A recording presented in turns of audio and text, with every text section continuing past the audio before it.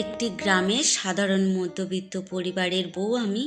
স্বামীর ইনকাম যথেষ্ট পরিমাণে কম, বলাই চলে যে যতটা মাসে ইনকাম হয় হয়তো চারিদিকের খরচাপাতি দিতে গিয়েই সমস্তটাই শেষ হয়ে যায় প্রায়। তো তারই মতো থেকে কিছু কিছু করে জমিয়ে, বিশেষ কিছু নয়, অল্প একটুখানি শখ পূরণ করেছি, সেটাই আপনাদের সঙ্গে শেয়ার করব। আর কিসে শখ পূরণ সেটা একটু ধৈর্য ধরে আমার সাথেই থাকুন, নিশ্চয়ই আপনাদেরকে পুরোটাই জানাবো। নমস্কার বন্ধুরা, আমি অনু, হ্যাপি লাইফ উইথ অনুর আর একটা নতুন ব্লগে আপনাদের সকলকে জানাই অনেক অনেক স্বাগত। কেমন আছেন আপনারা? চা দিয়ে দিনটা শুরু করেছি, চাটা খেয়েই চলে এসেছি ঘরের কাজকর্মে। ব্যস্তময় একটা জীবন প্রত্যেকটা নারীর শুরু হয়ে যায়, চোখের পাতাটা মেলতে না মেলতেই শুরু হয়ে যায় কাজকর্মের পাহাড়। আর এই কাজকর্ম নিয়ে সারা দিন কোথা দিয়ে যে দিনটা চলে যায় তা বোঝা বড়ই দায়। আর যেহেতু গ্রামে থাকি, চাষবাস, তবে এই সময়ে চাষের কোনো কাজকর্ম নেই যদিও, তবে মাঠে আলু আছে আর কিছুদিন পর থেকেই যখন আলু খোলা হবে জন কিসের নিয়ে আরও ব্যস্ত হয়ে থাকতে হবে। তার মধ্যে এই যে এসেছি আপনাদের সাথে আমার জীবনের খুঁটিনাটি দিনগুলো কিভাবে কাটছে সেগুলো শেয়ার করব বলে এখানেও প্রচুর সময় দিতে হয়।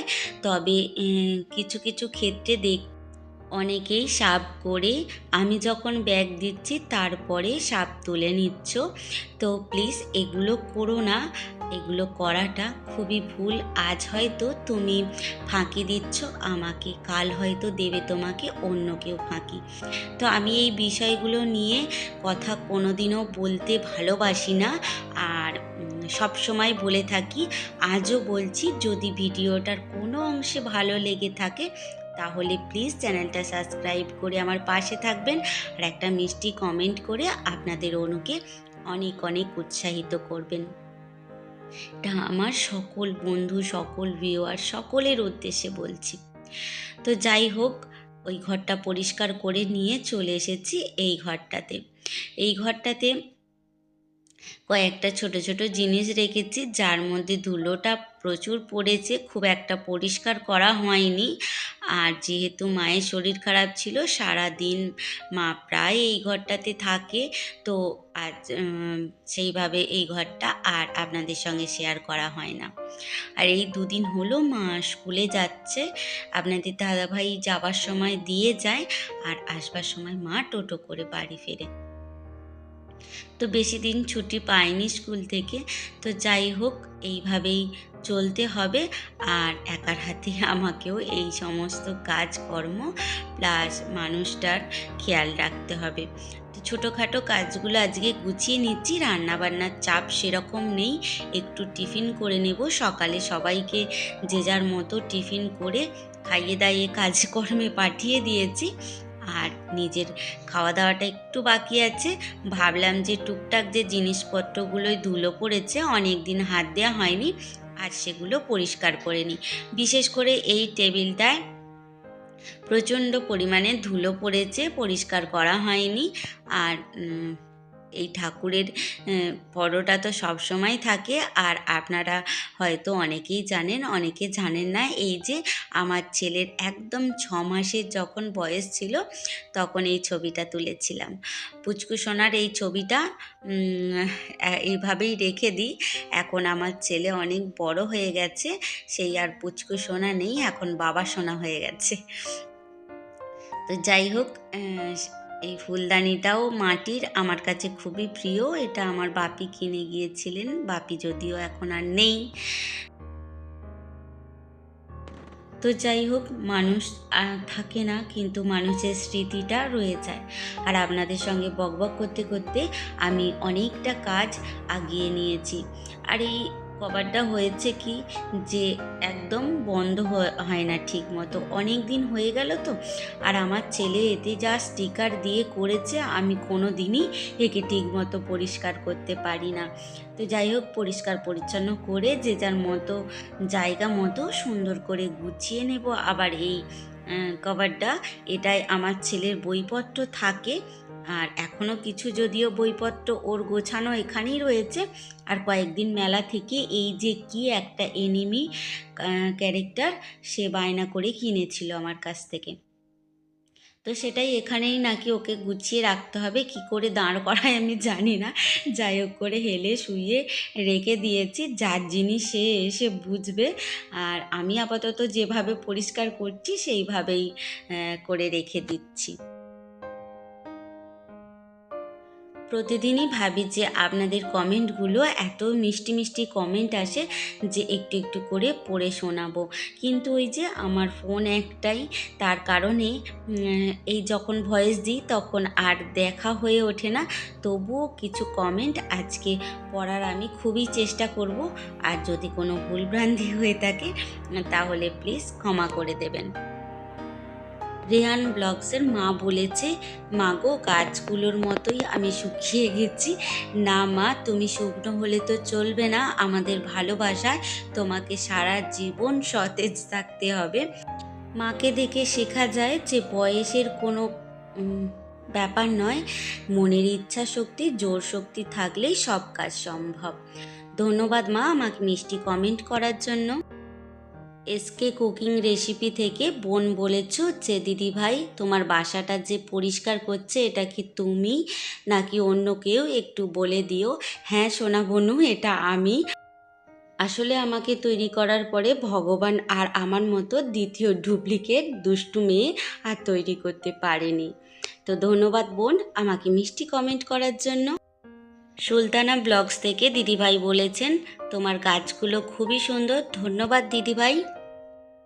পিঙ্কি দত্ত পল বলেছেন, গাছের প্রতি অনেক যত্নবান তুমি। আরও অনেকেই সুন্দর সুন্দর মিষ্টি মিষ্টি কমেন্ট করেছেন, যাদের কমেন্ট পড়তে পারলাম না ক্ষমা করে দেবেন, প্রথমবার তো ভুল ত্রুটি হয়ে যায় যদি, তাই বেশি সাহস দেখাতে পারলাম না। আগে আগে অবশ্যই সবার কমেন্টগুলো পড়ার চেষ্টা করব। তারপরে তো কাজকর্ম একটুখানি সেরে নিয়ে চলে এসেছিলাম, পেটের মধ্যে ইঁদুর ছুঁচো যা যা ছিল সব দৌড়াচ্ছিল, চলে এসেছি বাচ্চাদের মতো একটু ম্যাগি খাবো সেই বায়না নিয়ে। প্রথমে তো আলু আর পেঁয়াজটা ভেজে নিয়েছিলাম, তার সাথে একটা ডিমও ভেজে নিয়েছিলাম। তারপরে তুলে নিয়ে এই তো ম্যাগি আর একটু ম্যাগি মশলা যেটা ছিল সেটা দিয়ে করে নেব। আসলে চাউ হলে কি হয় একটুখানি ভেজে করা যায়, আর ম্যাগি আমি এইভাবেই করে খাই, তবে ভীষণ ভালো লাগে। আপনারাও চাইলে একটুখানি করতে পারেন, একটু আলাদা স্বাদের হয়। আর তাতে গোটা চার মটরশুঁটিও দিয়েছিলাম, যেহেতু শীতকাল আর চাষের জমিতে হয়েইছে, আর কিছুটা ফ্রিজেও আনা ছিল, তো ভাবলাম এগুলো দিয়ে দিই। তবে আমার দিতে একটু লেট হয়েছে, আপনারা চাইলেন আরও আগে একটুখানি দিয়ে দেবেন, তাহলে ভালো সিদ্ধ হয়ে যাবে। আর যেহেতু মটরশুঁটি কাঁচাই খাওয়া যায়, তাই ভাবলাম দেরি হয়েছে তো কী হয়েছে, একটু কাঁচা কাঁচা খাওয়া হয়ে যাবে। তারপরে এই যে ঝুরি করে ভেজে রাখা আলু পেঁয়াজ আর ডিমটা ছিল দিয়ে দিলাম। তো ভিডিওর প্রথমেই যেটা বলছিলাম যে সত্যি মধ্যবিত্তে ঘরে টাকা জমিয়ে কিছু মনের মতো কেনা বা মনের মতো তৈরি করা খুবই কঠিন আজকালকার দিনে, বিশেষ করে যা দ্রব্যমূল্যের বৃদ্ধি হয়েছে। তবে বিশাল বড় কিছু শখ পূর্ণ করিনি, ছোটোখাটোই একটা শখ পূর্ণ করেছি, তা কিন্তু আমি হাত খরচার টাকা জমিয়েই করেছি। হয়তো অনেকেই দেখে বলবেন যে এটা এমন কি দাম যে এটার জন্য টাকা জমাতে হবে। আসলে কি বলুন তো, 2 টাকা 5 টাকা বলুন, জমিয়ে জমিয়ে যদি একটা কিছু কেনা যায় বা তৈরি করা যায়, তার থেকে আনন্দের আর বেশি কিছু হয় না। আর 2-5 টাকা জমিয়ে যদি একটা শখের জিনিস, একটা আনন্দের জিনিস কিনতে পারি, তার জন্য আলাদা করে পয়সা একবারে খরচা করে কী লাভ। প্রতিদিনই টুকটাক হাতে তো কিছু থাকে, মেয়েদের বাজার টাজার করতে গেলে বা ওই যে একটু হাত খরচা পেয়ে থাকি, তার থেকেও একটুখানি করে বাঁচিয়ে রাখি। তবে হাত খরচা বলতে তো আর বাইরে রোজ দিন বেরোই না যে খরচাপাতি লাগে বিশাল কিছু তা নয়, ওই টুকটাক যেটা হয় 50 টাকা 100 টাকা যখন যেটা হাতের কাছে পাই বা ওই বাজারঘাট থেকে যেটুখানি বাঁচে সেইটুখানি রাখতে রাখতে কিছুটা যখন জমে যায় মনের ভেতর একটা আনন্দের ফুলকি ওঠে যে কখন এই টাকাটা দিয়ে নিজের শখ পূরণ করব। কখন এই টাকাটা দিয়ে কিছু একটা কিনবো। আর আমি না বিশেষ করে আনন্দটা চেপে রাখতে পারি না, যতক্ষণ না সেটা পূর্ণ করতে পারছি ততক্ষণ মনের ভেতরে একটা চঞ্চলতা সৃষ্টি থাকে যে এটা কতক্ষণে আমি করব। তো গাছগুলোতে একটু জলও দিয়ে নিলাম টিফিনটা করে এসে, কেননা রোদ্দুরের তাপেতে গাছগুলো শুকিয়ে যাবে সেই কারণেই। আর এই মধ্যবিত্তে সংসার সামলে আজকালকার দিনে বিশাল বড় শখ পূর্ণ করা একদম অসাধ্যের ব্যাপার। তাই সাধ্যের মধ্যে একদম ছোট্টখাট্ট একটা জিনিস, চলুন আপনাদের সঙ্গে সেটা শেয়ার করি। এই যে নিয়ে চলে এসেছি আমার সেই ছোট্ট একটা শখ। কী শখ বলুন তো? ঠিক শখ না, সবার হাতে হাতে আজকাল দেখছি, আর আমারও খুব ইচ্ছা করেছিল যে এরকম একটা আমিও তৈরি করাবো। তো সেই কারণেই এই যে বিশেষ কিছু অমূল্য রতন নয়, তবে আমার কাছে অমূল্যই বটে, পলার ওপরে ছোট্ট একটা রিং। বিশেষ টাকাও খরচা হয়নি এর জন্য যে আহামরি অনেক লাখো লাখো টাকা খরচা হয়েছে, যার জন্য হয়তো আমি বলছি হাত খরচা বাঁচিয়েছি। 50-100 টাকা করেই বাঁচিয়ে বাঁচিয়ে এইটা আমি 2500 টাকার মধ্যে কিনেছি। তো কেমন হয়েছে আমার এই ছোট্টখাট্ট একটা জিনিস?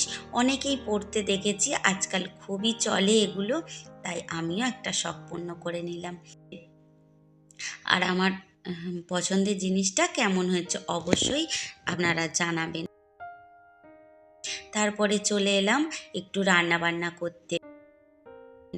এই যে আজকে কি বলুন তো, সব রকম আনাজ দিয়ে করে নিচ্ছি মাছের টক। আলু সিদ্ধ দিয়েছি আর পেঁয়াজ কাঁচা লঙ্কা দিয়ে আলু সিদ্ধটা মাখা করে নিলে দুপুরবেলা কিন্তু দিব্যি খাওয়া হয়ে যাবে। আপনাদের দাদাভাই যেহেতু বাড়িতে নেই, মা আর আমি খাবো। মা তো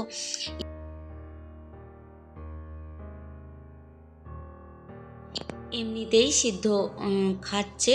তাহলে চলুন ভিডিওটা আজকে এই পর্যন্ত রাখছি, দেখা হবে আবার। খুব ভালো থাকবেন।